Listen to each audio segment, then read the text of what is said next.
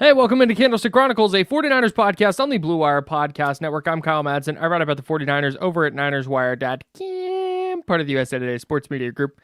Joining me right now, the most hydrated person I know, Chris Biderman. I hate saying joining me right now. I need to write it down. I need to be a damn professional and write a new intro and just read it until I get it right. Anyways, Chris Biderman, who also hosts this podcast, is here. Jesus. We're sponsored by Lamb Chops. We love Lamb Chops. I'm wearing my Lamb Chops hoodie right now. It is my go-to hoodie.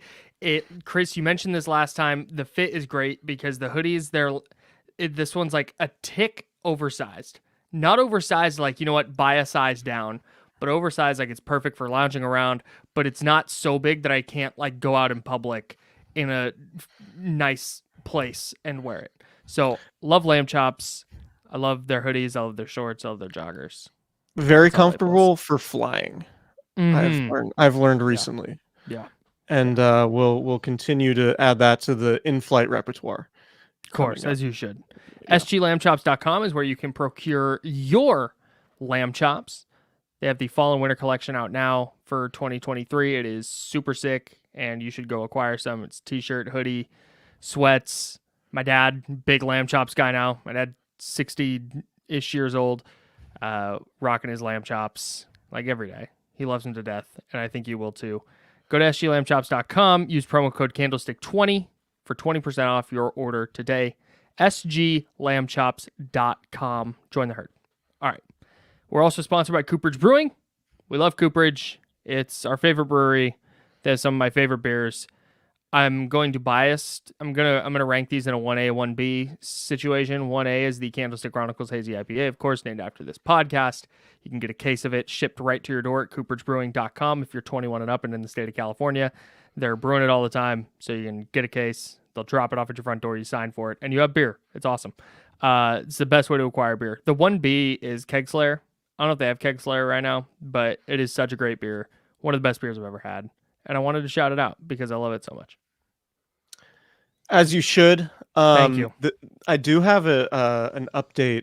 Everybody in the YouTube chat right now are not in the YouTube, but watching on YouTube. We'll get to Niners Rams here in a second. Go ahead, Chris. Yeah. Have an update regarding Candlestick Chronicles Hazy IPA. Learned this yesterday. If you follow Cooperage on Instagram, which you absolutely should.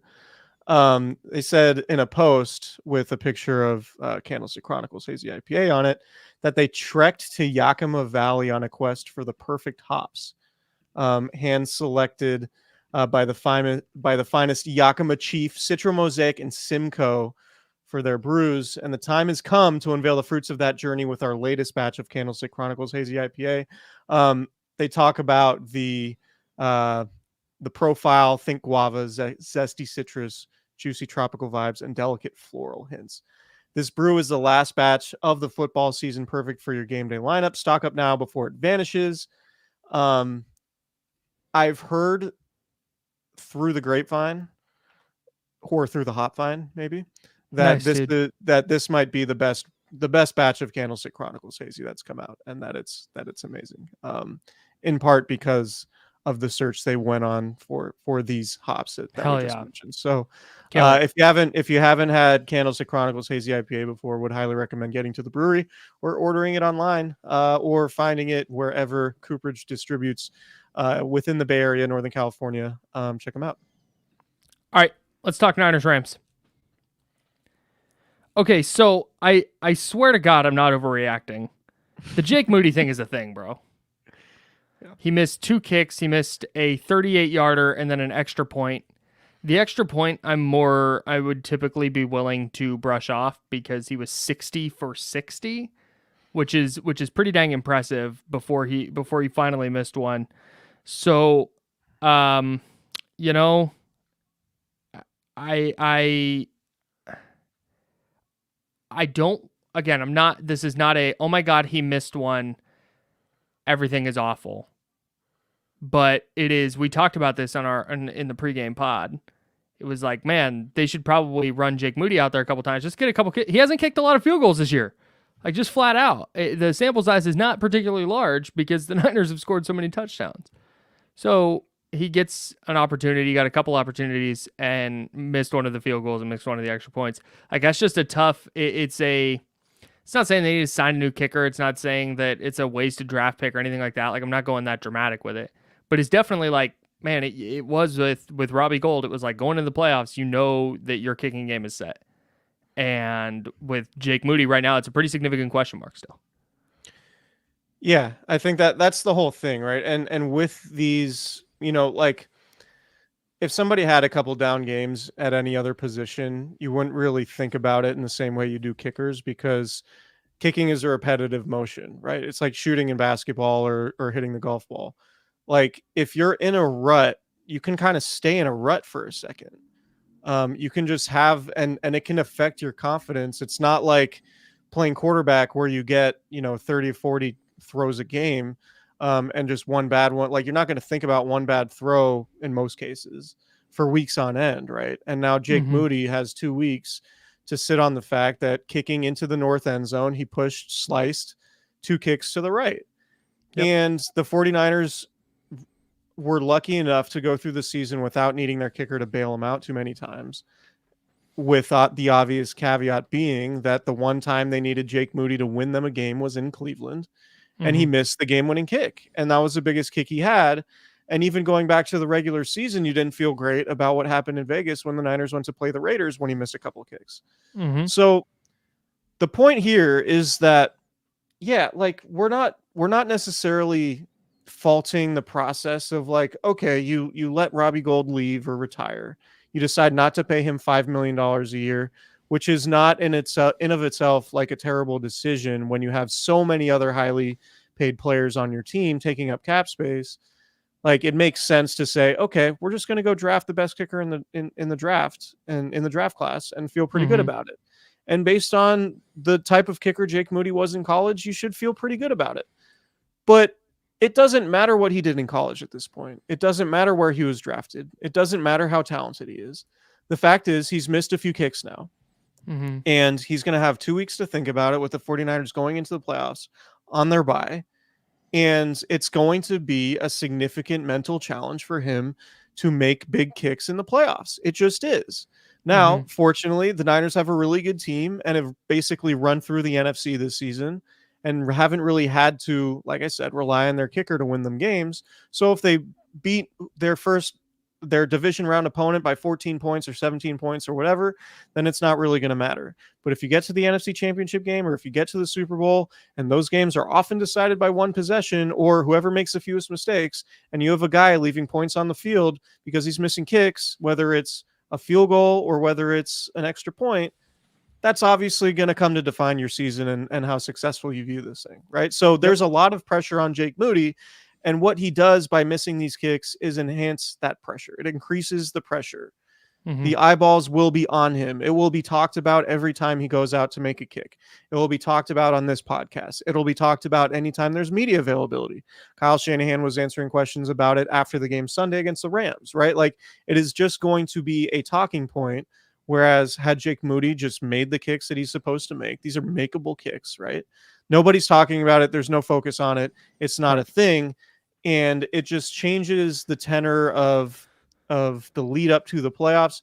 And look, until Jake Moody just makes one of these kicks, this is going to be a question that exists, right? Yeah, and that's ultimately the biggest problem. If you draft a kicker early, if you invest a 3rd round pick in a kicker, you expect that guy to at least be one of the best kickers, one of the best, 12, 15 kickers in the league from the jump.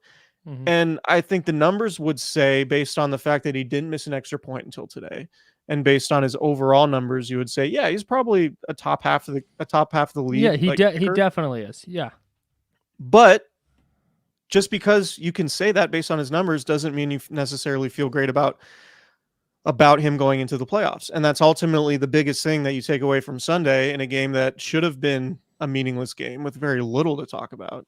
And now we're talking about the kicker because he missed 2 kicks, a field goal and an extra point.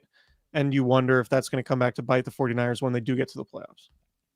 Yeah, it's definitely, like I said, this is not, and this goes to show you how thrilling this game was, that the biggest takeaway is the kicker.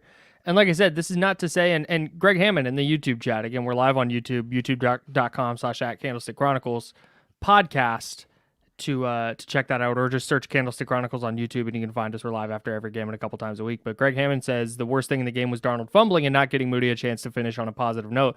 I think that's a great point, because if Darnold drives them down and Moody drills a 45-yarder for the win, this conversation is very different. It's like, yeah, hey, look, he bounced back. He got a chance in that big spot. They had to run onto the field, and he had to line it up and kick it, and he did it, and great. But that they didn't get an opportunity to do that. So they go in, and this is not a don't kick any field goals in the playoffs take. It's not even if they're lining up for a 41-yarder for the win, they're definitely losing take. It's just, man, this is a massive question mark at a spot that hasn't been a question mark in any of their other four playoff runs. 19, 21, 22. 3 playoff runs. Yeah. So yeah. I don't, like I said, this is I think the other focus, the reason it's such a big focus is because like the game didn't matter. Yeah. So there was just not a ton else to take away from it, big picture. Here's the biggest Jake Moody thing in my mind, when it comes to him missing kicks in the playoffs. And Tim Kawakami, friend of the show, tweeted out that Shanahan said Jake Moody just had a bad day after being good this season, said the 49ers won't be bringing in any kickers this or next week. It's Moody in the playoffs. That's fine. Here's the thing, and that's fine. I don't disagree with that line of thinking. But here's the thing. Say Jake Moody misses a couple kicks in a playoff game that you end up winning. The Niners are more than likely bringing in a field goal kicker, at least to look at, leading up to the NFC Championship game, should they win the divisional series, right? Right, the divisional round. My apologies. Shout out to baseball, a sport that still exists. We love baseball. But had Moody not missed kicks in Cleveland and in Minnesota and in Vegas in the preseason and today against the Rams, he probably has a longer leash, right? Mm-hmm. Mm-hmm. Like, oh, he just, he had a bad game against whoever the Niners play in the divisional round. Like, that's fine. We can look back on his track record and say, okay, we feel confident in this guy going into the NFC title game. You can't, because of what happened in Cleveland and what happened in Minnesota and what happened today. Now, all of a sudden, that leash has to shorten. Mm-hmm. And now the front office is potentially going to have to look at adding a different kicker after drafting a guy because of the track record not being there like it was for Robbie Gould, right? So that's one thing that him missing kicks does for this organization going into the playoffs. It's like, okay, now all of a sudden he doesn't have a leash. Like, he misses kicks in the divisional round and the 49ers win. Then they're making phone calls. They're working guys out the next week, and they might even sign somebody if they don't have any confidence in him. Yeah. And so that's a huge deal. Like, you do not want to be a team that relies so heavily, and the 49ers have a great offense, but like the 49ers also rely heavily on defense and special teams. Mm-hmm. And the field position game, right? Mm-hmm. And if you don't trust your kicker, that impacts that dramatically. Mm-hmm. And so that's why this is important, right? It's just the leash shortens because he doesn't have the track record that says, okay, we can trust this guy. If he misses kicks in a playoff game, it's just a blip on the radar. It's like, no, it continues a trend, and that's why it's an issue.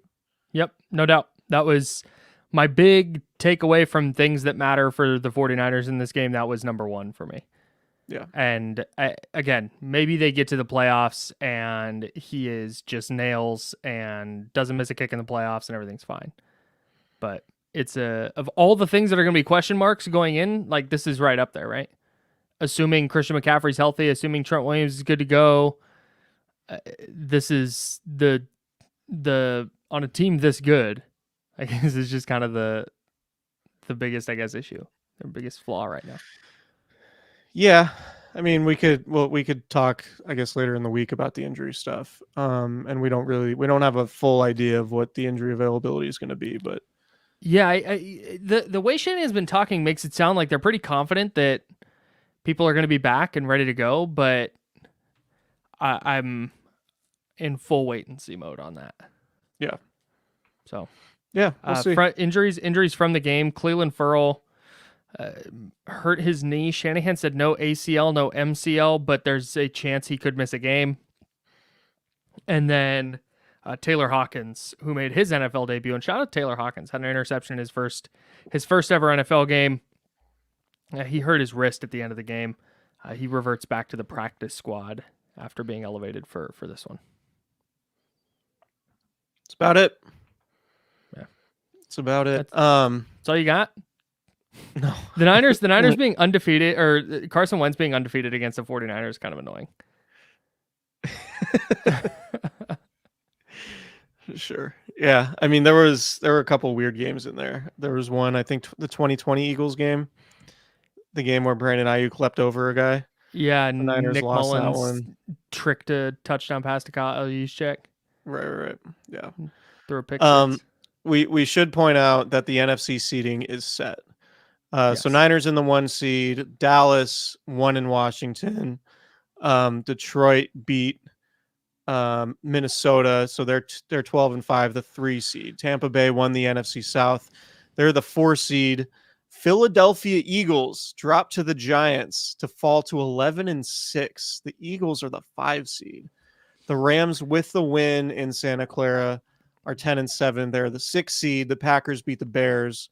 They are the 7 seed at 9-8. So next week in round 1, you have Green Bay at Dallas. Mm-hmm. You have the Rams at Detroit, which should be fascinating. And you Yep. have Philadelphia at Tampa Bay. And I can tell you already that I'm picking Tampa Bay in that game. Yeah, dude, the vibes with the Eagles, let's start there real quick. Just initial quick thought. The vibes of the Eagles are atrocious. And I get that today they were doing the half playing their guys thing and keeping an eye on the Cowboys game. When the Cowboys Washington game got out of hand, they pulled out their guys. But they were getting smoked well before the Cowboys pulled away in that game. It was 24-0 at halftime. It was 24-0 while the Cowboys were down 10-7. And the Giants were up on the Eagles 24-0. Even if you're the Eagles, even if let's say that game, they went in very clearly like, well, Washington's not beating Dallas. So like, we're going to take it easy with some of these guys. You can't do that given how badly the last 6 games have gone. Like, you can't just be like, oh yeah, we're just going to cruise into the playoffs. Everything's going to be fine. Like, your vibes are awful. And now you just got smoked by a terrible football team to close your regular season. And now you got to go on the road and play a Jalen Tampa Bay Hurts. team. Jalen Hurts has a messed up finger. Oh boy. Yikes.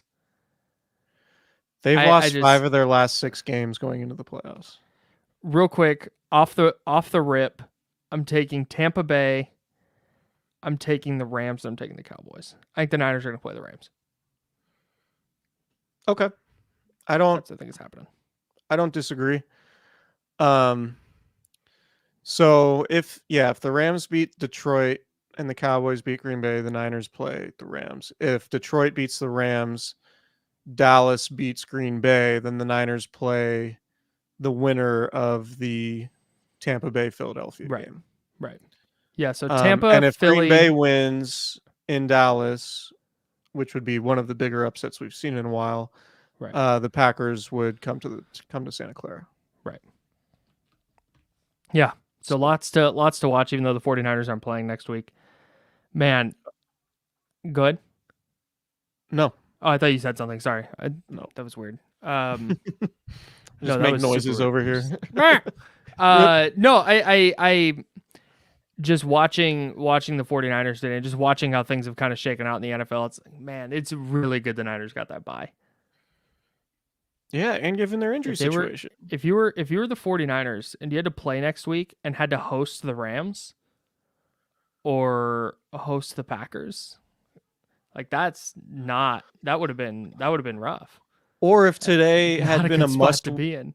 Or if today had been a must-win game and you don't have Christian McCaffrey available and you don't have Tayshaun Gibson available, and it's just you get to who knows what happens, right? If you're playing your guys, Detroit might have lost Sam Laporta to a serious knee injury, which would be huge, right? And they, anything can happen in these games. So the fact that the Niners could rest their guys and get the bye, like if today would have been a must-win game, it would have been a pain for them. Mm-hmm. Like I do think they probably would have beaten the Rams regardless, but Yeah, like today would have been much more difficult for them had they not already clinched last week. absolutely. Back to the Eagles real quick. I mentioned this before the pod. Eagles, their point differential on the season is 5. Their point differential in the NFC is -15. Oof. Their net touchdowns, which measures their touchdowns versus their opponent's touchdowns for the season, is -2. So, and like we came into the stretch of the season being like, yeah, Philly's probably good. Like the last few games of their schedule are really awful. Like they Yeah, should just roll these teams. They right. play the Giants twice and the Cardinals. Like they might roll to the 1 seed if they end up beating the Niners. No, they ended up losing to the Cardinals and the Giants. They lost 2 of their last 3. And the Seahawks. And the Seahawks, right, which included, that 3-game losing streak started with the Niners. Then they lost at Dallas, at Seattle. They beat the Giants by 1 touchdown, By a 8. bad Yeah. Giants team. Lost to Arizona last week. That sealed the 49ers the 1 seed. Mm-hmm. And then lost to the Giants today. They And got now they have to housed. go on the road in the playoffs as the 5 seed after it seemed like they were a shoe-in for the 1 seed back in, October, November. The the Eagles won 2 games by double digits all year. The last time they beat a team by double digits was Miami on October 22nd. It's a tough scene, man. It's really tough. They lost to the Giants by 17. They lost to the Giants by more points than they have beat a team by all year. Wow. Ouch. I mean, they had a stretch where it was like, man, they beat the Dolphins, they beat the Cowboys, they beat the Chiefs. It was like, okay, they're good. And then it was, But they every lost 5 of 6. but and then they beat Buffalo, but all of those were like they were getting outgained. They needed these like miraculous plays at the end of games. It was all like we talked about it going into that Niner game. It's like, yeah, they're 10-1, but they don't feel very 10-1-ish. And then sure enough, like that's Yeah. what bared itself out over the last part of the year. I'm fascinated by them in the playoffs, but I think they're favored actually over Tampa Bay. Philly is Give Philly's me the points. giving 2.5. The Give Cowboys me are giving those 7. Dude, the Rams are getting 3.5. I kind of like that. The thing I will say, I do like the Rams going to Detroit also, but I have a feeling, given I don't even know when the last playoff game in Detroit was, that place might be on fire. Like that building is going to be insane. Yeah. I would think, particularly given it's Stafford coming back. Yeah. But I'm glad that's what it turned out to be, because that's about as compelling as a first round playoff game that you'll ever get. You get all the storylines there, and then you get Mike McCarthy against the Packers. Oh yeah. And you get to watch Matt LaFleur coach Mike McCarthy's pants off. It's gonna be great. You know what? I'm taking Green Bay. I think the Niners are gonna host the Packers. I mean, it wouldn't stun me. The Cowboys are sort of known for punching well below their weight. Do you know what the over under is in Rams Lions? The over under, I will say 60, no, 50, 56 and a half. Oh my God, no, it's not college. It's 51.5. 51 and a half. Okay. 51.5 is so many points. A couple real quick. Can we talk about Sam Darnold? Sure. I don't think our guy made himself much money today. Barring him throwing like for 400 yards and 5 TDs, I don't think there was much. I think there's a pretty reasonable chance he just comes back, right? I think probably right now, unless a team like Washington or something is like, yeah, hey, we want a starter. But there were a couple plays today that were kind of what I was talking about in our preview pod, where I was saying that I thought Sam Darnold could make himself some money, where he's like rolling out. There was the throw he had that Ray McLeod dropped, where he rolled out to his left and on the run back across his body threw a dime to Ray McLeod down the field, and then McLeod ended up getting hit and dropping it. But like that was a great play. He made a couple of tight window throws. The touchdown throw to Ronnie Bell was really nice. And you see the arm talent and all that, but then he had a couple of misses, man, that were just brutal. And then that last scramble where he's just holding the ball down at his side, where with the game on the line. Like, that's a spot you can't have the ball just out there like that. And that's been Sam Darnold's problem his whole career, is giving the ball away and just not doing the right. Just you can't have the ball hanging out where a stray helmet is going to knock it out of your hand. And I think there were, like I said, there were a couple misfires. There was the fumble late. There was the series after the Rams took the lead where the Niners just go 3 and out and Darnold took a couple sacks. It just is not a great performance from Sam Darnold. Here's 37 career fumbles now in 66 careers. Or sorry, Jesus. 56 career starts. Good 66 games overall. Yikes. 36 fumbles. So that's pretty seeing him fumble is not surprising.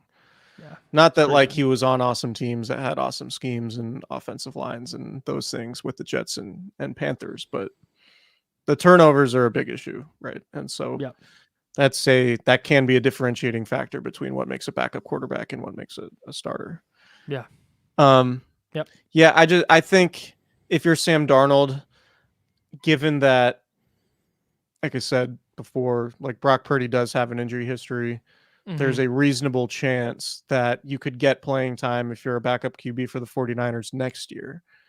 And should you get thrust into that scenario, you're throwing passes to Brandon Ayuk and Deebo Samuel and George Kittle, and you handing the ball off to Christian McCaffrey, right? Like that is about as good a scenario as you could be in for a backup quarterback in a system that fits you and in an organization that's clearly backing you, right? Like it's not surprising to hear Mark Schlereth talk about, he said early in the broadcast today that Sam Darnold has sort of transformed himself in this system. Sure. That might be laying it on a little bit thick, just a touch thick, maybe. The screen pass to Ray McLeod where he's like, look, that's not an easy throw, and that is a laser. Like, relax. He called it a dart. A dart, yeah. It was a dart. Like, okay, come on. But I bring that up. He threw a couple actual darts that were like, yeah, hey, man, that touchdown to Ronnie Bell was sick. The swing pass to Ray McLeod did not land in my all-time dart rankings, unfortunately. But right, it's relatively low on my all-time dart rankings too. But I bring up what Schlereth is saying because like I think it speaks to the way the 49ers and Kyle Shanahan specifically might have been talking about Darnold leading into the game, like in a production meeting, right? Like Kyle Shanahan is a firm believer in Sam Darnold's talent, right? And if you're Sam Darnold, that's where you want to be, somewhere where like your coach believes in you, like as corny cliche, whatever. Like that was a big takeaway for me hearing Schlereth gas up Darnold, like, oh, he's transformed his career and he's throwing darts to Ray McLeod in the flat. It's like, all right, Kyle Shanahan definitely thinks highly of this guy. And it was, they mentioned it even with Sean McVay and Carson Wentz too. Like the Niners were allowing Darnold to like be in a position to make plays. Like they were playing him like, yeah, let's like showcase you a little bit. Let's see what you got, like roll to the left and make a deep throw downfield, right? Like see if you can put some things on tape that you wouldn't have had an opportunity to otherwise. And I think Darnold probably appreciates that, right? Like he should. And it's, if the money's the same with the 49ers and elsewhere, and given how, 49ers offensive players have talked about in the past, like, yeah, year one, you're kind of playing like a chicken with your head cut off, learning this offense. Year two, when you really get it, you can start to play fast. Like maybe that's true for Darnold, and maybe should he play a game or two next year in the regular season or however many, like maybe he does play well, and maybe that does parlay into a big or not a big contract, but a bigger contract, maybe a starting job somewhere. Who knows? If he's not getting a starting job this office season or an exorbitant backup deal, I think he's back. Yeah, I would agree. Yeah. What was the other thing I wanted to talk about? It felt like a lot of Deebo Samuel early. That was surprising to me.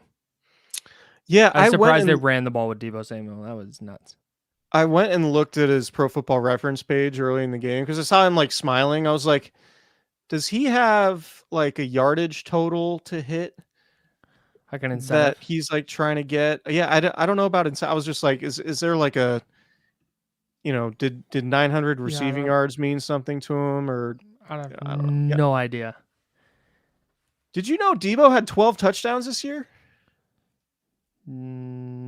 Yes, because he was on track to have more than he had in 2021.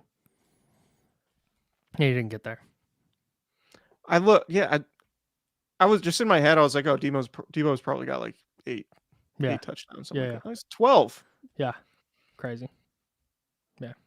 Well over 1,000 scrimmage yards and 12 touchdowns. That's not bad.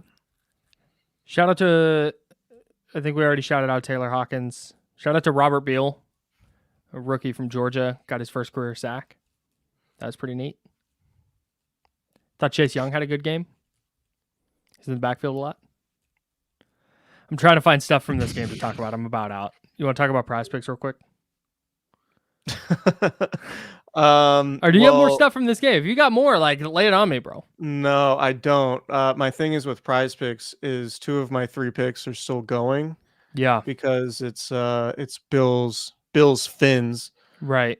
But I did a power play and CJ Stroud did not throw for 300 yards. Turns out it's not demon season after all, as much as I thought it might be. We can talk about Prize Picks. I don't know about you. Prize Picks. PrizePicks.com/candlestick, promo code candlestick for a first deposit match up to $100. What you do is you pick 2 to 6 players and you pick more or less on their stat projections, and then you watch the winnings pile up, unless you're Chris. So, no, they do the flex plays, man. I love a flex play where you can, if you have a 5-player entry like I had, if you miss one, you still get a little money back. And it's a good thing I do that because I missed one. I had Deontay Johnson, more than 36.5 receiving yards, a receiver for the Steelers. He went off for 89 receiving yards in their win over the Ravens. I had Jaden Reed of the Packers, more than 50.5 receiving yards. He had 112 receiving yards in the Packers win. Holy cow. I had Nico Collins, more than 99.5 receiving yards. He doubled that number. That was my demon pick. He had 195 receiving yards. Blake Grupe for the Saints. I told you, if you're giving me the kicker on Derek Carr's team in a big game to kick more than 1.5 field goals, I'm taking the more because Derek Carr's going to stall out in the red zone if he does nothing else. 2 field goals for Blake Grupe today. The one I missed was Jared Goff. I had him less than 225.5 passing yards. I thought Dan Campbell was going to do the smart thing and pull his dudes, knowing that the chances the Eagles and Cowboys lost were very slim. Dan Campbell did not do that, and Jared Goff threw for 320 yards. So 4 out of 5 for your boy, but I'll take it thanks to the flex play. Would you trade, if you're John Lynch right now, would you trade a 5th round pick? So it's probably going to be late in round 5 for the Saints kicker to have in the playoffs. Like hypothetically? Yeah.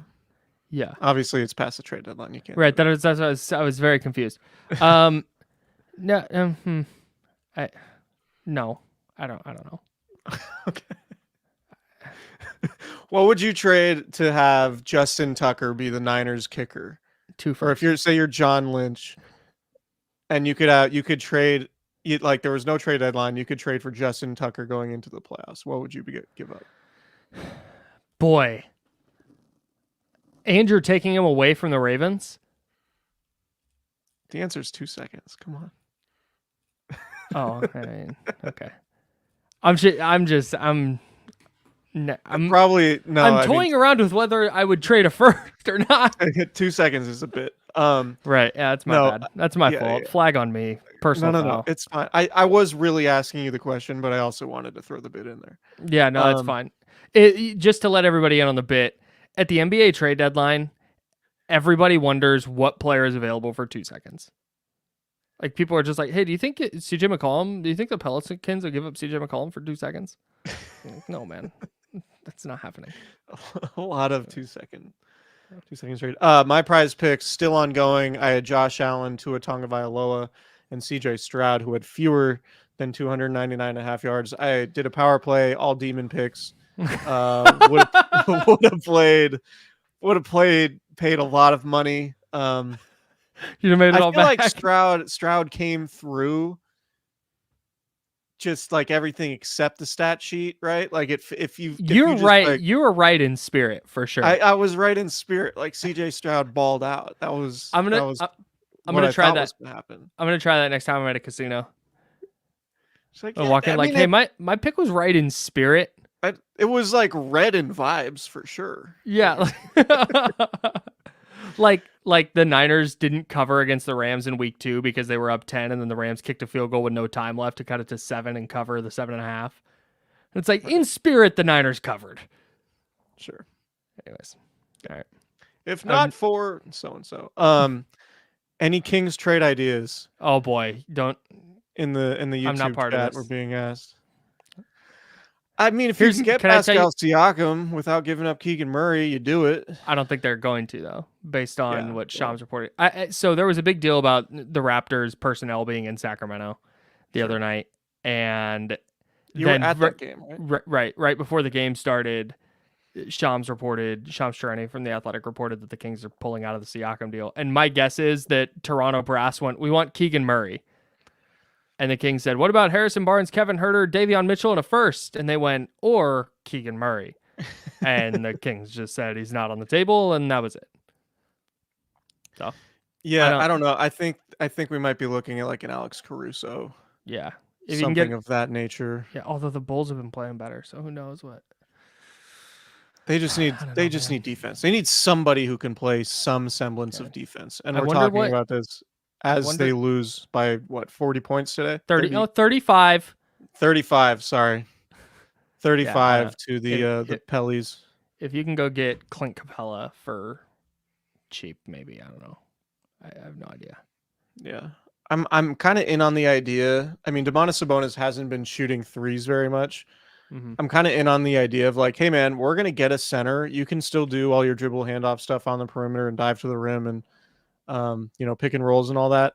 But you're gonna have to shoot threes because we're gonna get a center who can defend the rim. Yep. Yeah.